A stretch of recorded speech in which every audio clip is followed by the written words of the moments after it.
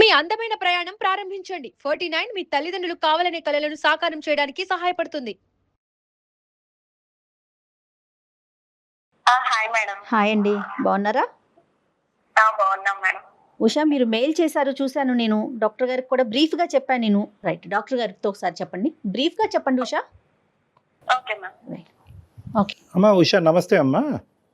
నమస్తే సార్. ఎంతమ్మా మీ వయసు ఎంత? మీ ఊరు ఎక్కడ? మాది ఖమ్మం సార్. 25 years సార్ నాకు. ఓకే. నేను మా అక్క ఇద్దరమే అక్క చెల్లెలం సార్, ఎవరు లేరు మాకు. మా అక్క ప్రతి విషయంలో నన్ను చిన్నప్పటి నుంచి డామినేట్ చేస్తూ వచ్చేది సార్. ప్రతిదీ తనకి చెప్పి చెయ్యాలి. ఎక్కడికి వెళ్ళినా కూడా తను ఎక్కడికి వెళ్తున్నావు అని అడుగుతుంది. ప్రతిదీ నన్ను ఒక చెల్లిలా ఎప్పుడు చూడలేదు సార్ నన్ను. అక్కకి మీకు ఎంత ఏజ్ గ్యాప్? ఎంత? 2 years ఉంటుంది మేడం, అంతే. ఓకే. ప్రతిదానికి తను చెప్పినట్టే చేయాలి సార్. అది స్టడీలో చాలా బాగా చదువుతుంది సార్, గోల్డ్ మెడలిస్ట్. నాకేమో అంత స్టడీ మీద అంత ఇంట్రెస్ట్ లేదు, నేను యావరేజ్ స్టూడెంట్ ని. ప్రతి దానికి నాకు ఏదైనా ఫోన్ వచ్చినా కూడా ఎవరు, ఎంతసేపు మాట్లాడతావు, ఇంతసేపు ఎక్కడికి వెళ్ళావు, అన్ని అంతే సార్. చిన్నప్పటి నుంచి అంతే. ఒక చెల్లిగా ఒక్కసారి కూడా నన్ను ఏంటి అనేసి ఏదైనా బాధ ఉన్నా కూడా ఏమైంది అని అడగదు సార్. అసలు ఇంట్లో తను చెప్పిందే వినాలి. అమ్మ వాళ్ళు కూడా ఏంటంటే అది బాగా చదువుతుంది, నీకంటే పెద్దది కదా, వింటే ఏంటి అని అట్లే మాట్లాడుతూ ఉంటారు. సహజంగా అదే అంటారమ్మా. పెళ్లి చూపులు సెట్ చేశారు, ఆ రోజు కూడా నన్ను లోపల పెట్టేశారు అమ్మ వాళ్ళు. అదేలే.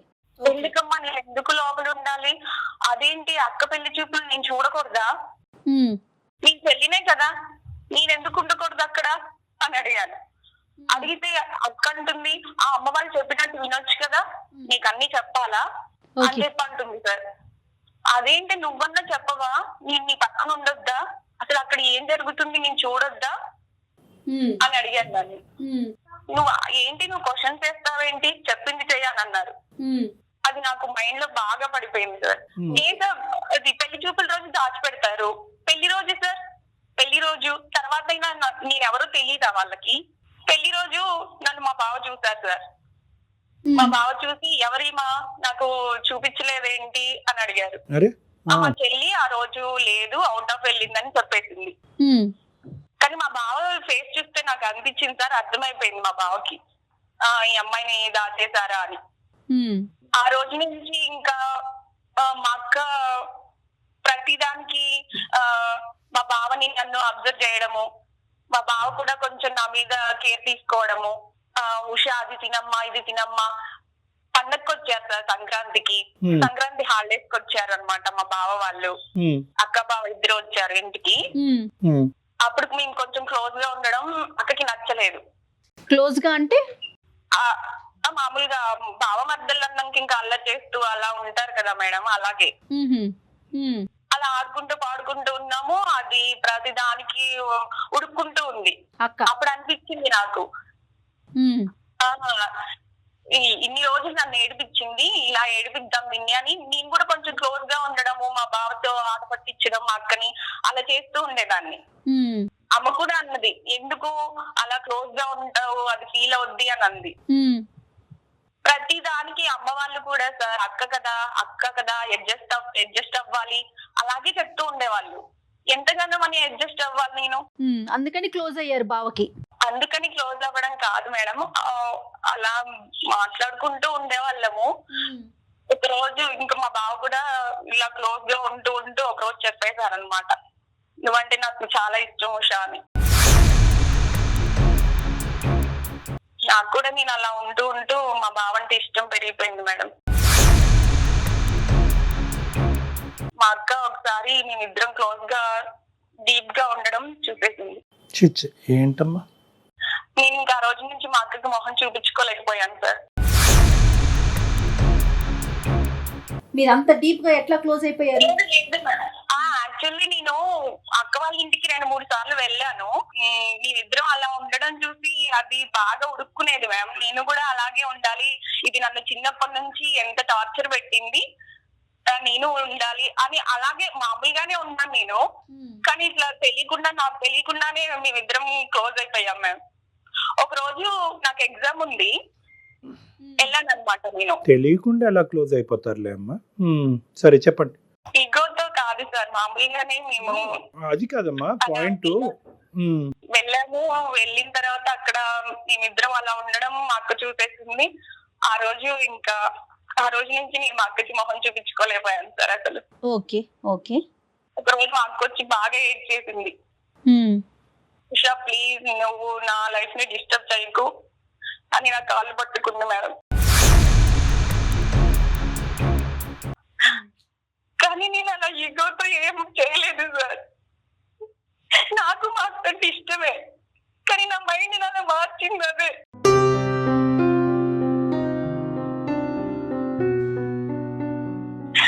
నేనేం చేస్తున్నానో ఎలా ఉంటున్నానో నాకేం అర్థమైంది.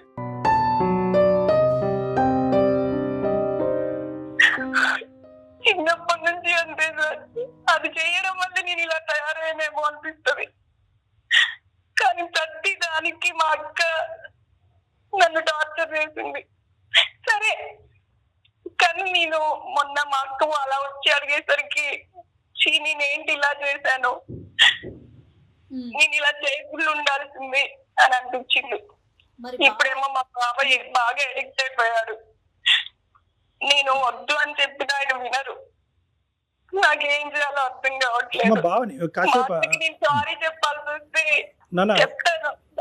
ఉషా ఉషా ఉషా ఉషా ఉషా ఇది సారీ చెప్తే పోయే బాధ కాదమ్మా. Point number 1. పాయింట్ నెంబర్ 2, ఇప్పుడు బావని కంప్లీట్గా తీసి పక్కన పెట్టు. బావ ఇష్యూ కాదు ఇక్కడ.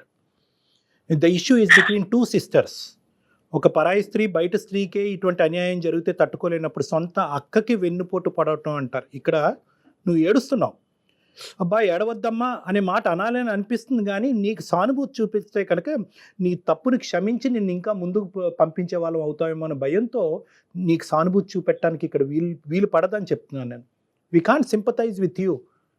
నీకు సింపతి చూపెట్టడం అనేది ఇక్కడ సొల్యూషన్ కాదు. ఇంకా ఇంకొక విషయం ఏంటంటే కళ్యాణ్ గారు, పెళ్లి చూపులప్పుడు చాలా సహజం అండి మన కల్చర్లో చిన్న పిల్లల్ని పెళ్లి చూపుల్లో ముందుకు రానివ్వరు. అది చాలా సహజంగా జరిగిపోయే ఒక ఇష్యూ. దాన్ని భూతద్దంలో పెట్టి చూసుకోవాల్సినంత అవసరం లేదు ఉషా. ఉషా ఇక్కడ ఏంటంటేనమ్మా, బహుశా నీకెవరూ కూడా అక్క చెల్లెల మధ్యన కానీ అన్నాదమ్ముల మధ్యన ఉండేటటువంటి వైర్యం ఏదైతే ఉందో అది ఒక సహజ సిద్ధమైనటువంటి వైర్యం, అది శత్రుత్వం కాదు. It's a growing mile stone అంటూ ఉంటారు సైకాలజీలో. అలా ఎదగటం అది ఓకే సార్. కానీ చెల్లి అన్నప్పుడు అక్క వాడినవే వాడడము, అక్క వాడిన డ్రెస్సెస్ అక్క వాడిన బుక్స్ వాడాలని లేదు కదా సార్. చెల్లి కంటూ ఉంటది కదా. కరెక్ట్. ఇవన్నీ నెగిటివ్ పాయింట్స్ అమ్మా.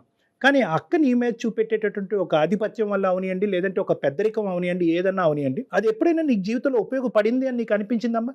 నీకు కొద్దిగా సొసైటీలో నీకు అంటూ ఒక కంట్రోల్ వచ్చింది, లేదంటే నేను ఈ తప్పు చేసి ఉండేవాడిని, మా అక్క ఆపకపోతే కనుక నేను ఇలా అయ్యి ఉండేదాన్ని, కొద్దో గొప్ప మా అక్క కంట్రోల్ పెట్టడం వల్ల సమాజంలో నాకంటూ ఒక సెల్ఫ్ కంట్రోల్ వచ్చింది, ఇష్టం లేని చదువు మీద ఒక ఇష్టం అనేటటువంటిది ఏర్పడింది, అడ్వాంటేజ్ పాయింట్స్ ఏమీ లేవమ్మా?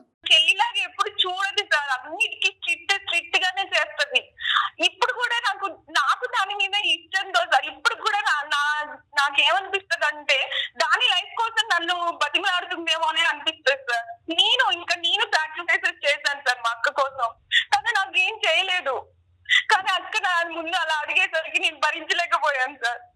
నేను చేసింది తప్పే, నేను ఒప్పుకుంటున్నాను, ఏం చేయాలో కూడా అర్థం కావట్లేదు. అర్థం అవుదమ్మా, ఎందుకంటే అర్థం కానటువంటి పొజిషన్ నీ జీవితాన్ని నువ్వు పట్టుకెళ్ళిపోయావు. అక్క జీవితాన్ని, నీ జీవితాన్ని, మీ బావ జీవితాన్ని, మొత్తం అందరి భవిష్యత్తుని మొత్తం అందరినీ కూడా ఒక తెలియనటువంటి ఒక ప్రాంతానికి తీసుకెళ్ళిపోయాను. నేను అడిగేది ఒకటేనమ్మా, ఇక్కడ నీ సబ్ కాన్షియస్ మైండ్లో అక్క మీద నాకు వైర్యం లేదండి, అక్క మీద పగ తీర్చుకునేటటువంటి ఉద్దేశం నాకు లేదు అని అంటూనే నువ్వు అందులో ముందుకెళ్ళావు. ఎప్పుడైతే కనుక అక్కని ఎదురుగుంటా నిలబడి నీ ఏడ్చిందో, తన జీవితం గురించి బతిమాలుకుందో, అప్పుడు వరకు నువ్వు చేసినటువంటి తప్పు నీకు గుర్తుకు రాలేదు. ఒక అక్క భర్తతో నేను తప్పుగా ప్రవర్తిస్తున్నాను అనేటటువంటి అంశం అక్క వచ్చి ఏడ్చేంత వరకు తెలియదమ్మా.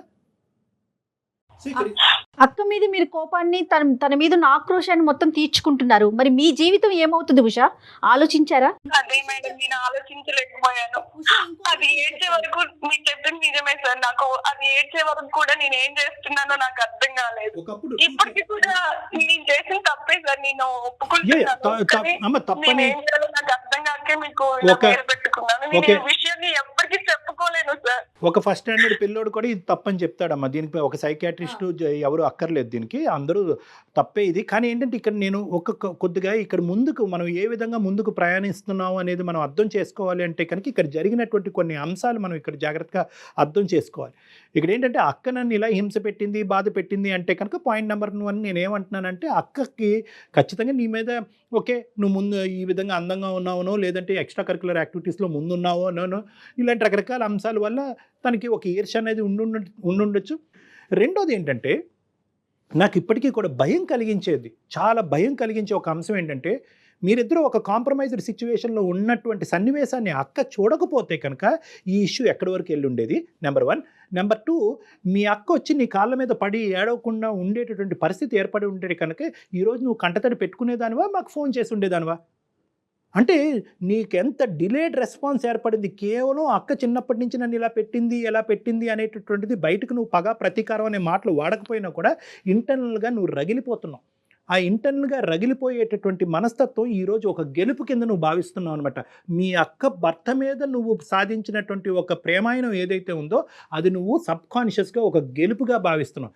నాకు నీ దగ్గర ఉన్న ఒక సూటైన ప్రశ్న ఒకే ఒకటి, ఇది ఒక తప్పుడు ప్రేమ వల్ల ముందుకెళ్ళినటువంటిదా లేదా అక్క మీద తీర్చుకునేటటువంటి ఒక పగ? లేదు సార్, లేదు. మా బావతో నాకు కూడా కొంచెం ఇష్టం ఏర్పడింది సార్. మా అక్క మీద ఈగో వల్లనే కాదు, మా బావ అంటే నాకు కూడా కానీ ఇష్టం. ఖచ్చితంగా అక్క మీద గెలుపు పొందుతున్నాను అనే భావం మొదలైన తర్వాత ప్రేమ మొదలైంది అన్నది నా ఆలోచనమ్మా. Yes or no? నువ్వు ఫస్ట్ నీ మాటల్లోనే నువ్వు అన్నావు, నేను గెలుపొందినట్టుగా నేను ఫీల్ అయ్యాను, నువ్వు ఆట పట్టిస్తున్నట్టుగా ఫీల్ అయ్యాను. ఫస్ట్ ఆట అన్నావు, తర్వాత అది కాస్త తప్పు కాస్త నేరం కింద మారిపోయింది. మళ్ళీ నువ్వేదో త్యాగం చేసినట్టు చెప్తున్నారు ఉషా మీరు. ప్లస్ ఫస్ట్లోనే ఒక మాట చెప్పారు, అక్క వాడిన పుస్తకాలే వాడాలా, అక్క వాడిన డ్రెస్లే వాడాలని. మరి సిగ్గనిపించలేదండి అక్క భర్తని వాడుకోవటానికి? సారీ ఉషా, ఇట్లా అంటున్నందుకు తప్పుగా అనుకోవద్దు. నన్ను అలా చేశారు, నా మైండ్ అలా మారిపోయింది మేడం. ఏంటమ్మా? అమ్మ వాళ్ళు కూడా అక్క చెప్పిందే వినాలి, అక్క చేసిందే చేయాలి. రైట్, కరెక్ట్ అమ్మా. ఇప్పుడు అమ్మ ఒకటి ఇక్కడ Usha, I think you're getting confused between 2 very big concepts.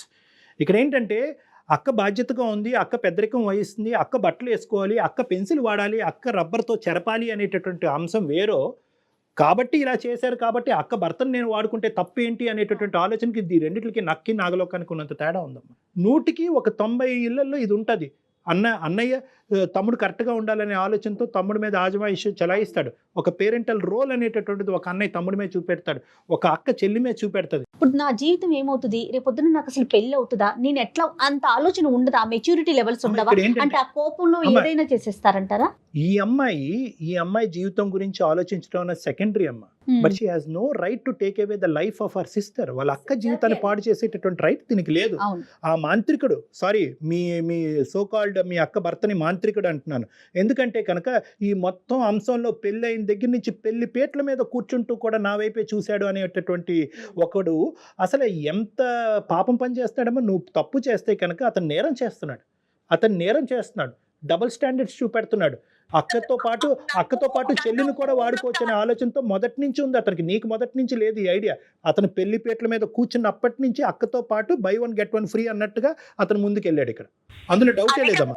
నన్ను రూమ్ లో పెట్టి అలా ఉంచకుండా ఉంటే అలా అవ్వేది కాదేమో సార్. అదే మాట చెప్తుంది తను, పెళ్లి చూపుల విషయాన్ని తీసుకొస్తోంది. అంటే అయితే ఏంటమ్మా, తర్వాత ఎప్పుడన్నా ఒక 5 సంవత్సరాల తర్వాత నిన్ను చూపెడితే అప్పుడు కూడా నీతో ప్రేమాయణం మొదలు పెడతాడా? అది కాదు సార్. లేదమ్మా, లేదు. నువ్వు చేసిన తప్పుని సమర్థించుకుంటున్నావు ఉషా. లేదు మేడం, నేను తప్పని ఒప్పుకుంటున్నాను, కానీ నేను అలా చేయడానికి కారణం అయితే నా మైండ్ సెట్ మేడం.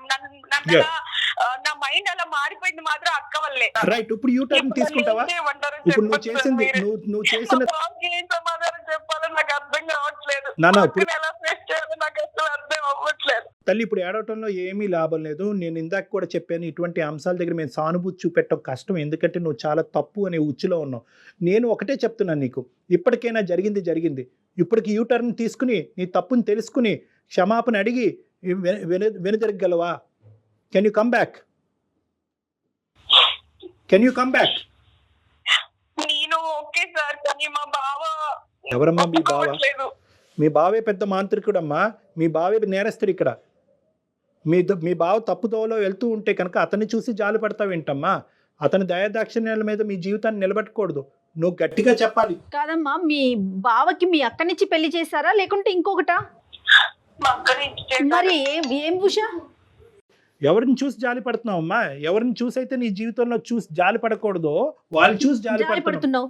ఇంకా నీ వైపు తప్పుగా ప్రవర్తిస్తే చెప్పాల్సింది పోయి నువ్వు ఎంకరేజ్ చేసి మళ్ళీ ఇప్పుడు పాపం బావ అంటున్నావు. పాపం అక్క అనేది మాట్లాడట్లేదు నువ్వు. సరే సార్. సరే కాదు నాన్న, ఇప్పుడు సరే కాదు ఏమంటారు? కాదు మేము చెప్తాము. ఒక్కటి నువ్వు జాగ్రత్తగా ఆలోచించుకో ఉషా. ఈరోజు నువ్వు మీ అక్క ఒక టీం. ఇప్పటి వరకు మీరిద్దరు ఒక టీం లాగా వ్యవహరించారో లేదో నాకు తెలీదు. ఫస్ట్ టైం మీ బాండింగ్ అనేటటువంటిది ఇప్పటి వరకు బలపడలేదు, ఇప్పుడు బలపడాలి. ఇది ఒక టీం కింద వ్యవహరించాలి. మీ ఇద్దరికి ఒక కామన్ సిక్ పర్సన్, ఒక జబ్బు పడినటువంటి ఒక వ్యక్తి ఎవరైనా ఉన్నారు అంటే కనుక అది మీ బావ. సో ఆ జబ్బుని వదిలించాలి, ఆ జబ్బునికి ట్రీట్మెంట్ ఇవ్వాలి. ఇది ఒక జబ్బు, ఇదేదో ఒక వ్యామోహమో ఒక ప్రేమో ఇలాంటి పదాలు వాడకండి. అతను ఇద్దరితో ఆడుకుంటున్నాడు, ఇద్దరి జీవితాలతో ఆడుకుంటున్నాడు. ఇది ఇంకా కుటుంబాల మధ్య తెలియదు. ఇంకా మీ అమ్మ నాన్నకి తెలిస్తే కనుక వాళ్ళు గుండెలు పగిలిపోతాయి, చచ్చిపోతారు వాళ్ళు. సో కాబట్టి ఏంటంటే దీన్ని ఒక జబ్బు కింద పరిగణించండి. ఇప్పటి వరకు లేనటువంటి మీ బంధం ఇప్పటి నుంచి బలపరుచుకోండి. అక్కతో పాటు నేను ఉంటాను, అక్క మాటే శిలాశాసనం అని చెప్పి ఫస్ట్ టైం నీ జీవితంలో మీ అక్కతో నువ్వు ఒప్పుకోవాలి. అక్క ఇప్పటి వరకు నీ మాట విన్నానో లేదో నాకు తెలీదు, ఇప్పటి వరకు నీ మీద కోపం వచ్చింది, ఇప్పుడు నీ మీద జాలి కలుగుతుంది, మన ఇద్దరు ప్రేమ అనేటటువంటిది నిలవాలి అంటే మనం భావన మారుద్దాం పదక్క అని చెప్పండి. ఓకే. అరే ఇప్పుడు ఇది ప్రేమ కాదమ్మా, ఇది ప్రేమ కాదు. ఇది ఏంటంటే ఒక పగతో పాటు కూడినటువంటి ఒక వ్యామోహం. ముందు పగ చల్లారి అంటే కనుక ప్రేమను పెంచాలి, ఒక వ్యామోహాన్ని పెంచాలి. ఆ వ్యామోహం కాస్త ఒక పనికిరానటువంటి ఒక ప్రేమ కింద, ఒక పనికిరానటువంటి ఒక బాండింగ్ మీద జీవితాలు నాశనం చేసేటటువంటి ఒక కథ కింద మారిపోయింది. కాబట్టి ఇప్పటికీ లేట్ అవ్వలేదు. ఇప్పటికైనా తప్పు తెలుసుకోండి, అక్కని క్షమాపణ అడగండి, భావన మార్చేటటువంటి ప్రయత్నం చేయండి. ఇంతకు మించి నాకేం సమాధానం లేదు. Okay sir. Right Usha? Okay ma'am. మెచ్యూర్డ్గా ఆలోచించండి ఉషా. చదువుకున్న పిల్లలయ్యుండి మెచ్యూర్డ్గా ఆలోచించండి ప్లీజ్. ఏం లేదమ్మా, నీదేంటంటే ఇక్కడ ఇప్పుడు ఎవరో ఒకరి తరపునే నువ్వు ఆలోచించడం మొదలు పెట్టాలి ఉషా. ఎవరి తరపునైతే నువ్వు ఆలోచించకూడదో, ఎవరైతే కనుక మొత్తం నీ జీవితాన్ని నాశనం వైపు తీసుకెళ్తున్నారో వాళ్ళ వైపు నువ్వు ఆలోచిస్తున్నావు ఇప్పటికీ కూడా. ఇక్కడ ఒక మ్యానిపులేట్ చేసేటటువంటి వ్యక్తి వైపు నువ్వు జాలి చూపెట్టకు. అతను ఏమైపోయినా పర్వాలేదు, నువ్వు తీసుకునేటటువంటి నిర్ణయం తప్పు అవ్వకుండా ఉండాలి, అందరి జీవితాన్ని కాపాడగలగాలి. సో కాన్ఫిడెంట్గా ఉండు, ధైర్యంగా ఉండు, బ్యారియర్స్ బ్రేక్ చేయి, సిస్టర్తో పాటు ఉండు. ఓకేనా? Okay. All the best. Take care. Okay. అమ్మ ఇప్పటికైనా రియలైజ్ అయ్యిందమ్మా. ఇప్పుడు ఏంటంటే వాళ్ళ అక్క చూడకుండా ఉండుంటే కనుక ఈ తప్పు ఇలా కొనసాగుతూనే ఉండేది, నలుగురికి పాకుండేది.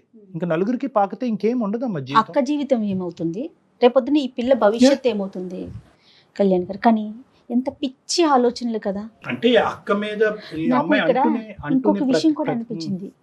పేరెంట్స్ కూడా ఆలోచించాలండి. పిల్లల మధ్య ఎలాంటి రైవల్టీ ఉంటుంది, ఎక్కడ గొడవలు పడుతున్నారు, కొంచెం ఒకరిని తగ్గించటం, ఒకరిని పెంచటం. ఎప్పుడు చిన్నదాన్ని నువ్వు కంట్రోల్ చేయి మాకు, అప్పుడప్పుడు దాని మాట కూడా నువ్వు విను, అట్లా ఆ రకంగా బ్యాలెన్స్ చేస్తూ మన ఉంటే. సాంప్రదాయంలోనే పెద్దరికం అనేటటువంటి ఆస్పెక్ట్ కి చాలా ఇంపార్టెన్స్ ఉందమ్మా. పెద్దవాళ్ళు అయితే కనుక చిన్నవాళ్ళు ఖచ్చితంగా పెద్దవాళ్ళ మాట వినాలి, తప్పైనా ఒప్పైనా. సో అటువంటి సాంప్రదాయంలో ఏమవుతుందంటే అసలు చిన్న పిల్లల్లోంచి ఏర్పడేటటువంటి మనసులోంచి ఆవిర్భవించే కోరికలు, ఆలోచనలు కాకూడదు కదా కళ్యాణ్ గారు. ఆ పిల్ల చూడండి ఎక్కడ దాకా దట్ ఈస్ తీసుకువెళ్ళిపోయిందో. One side of the coin అమ్మా. ఖచ్చితంగా తల్లిదండ్రులు ఆలోచించాలి. అవును, రైట్ అండి. Thank you. Thank you. నమస్తే.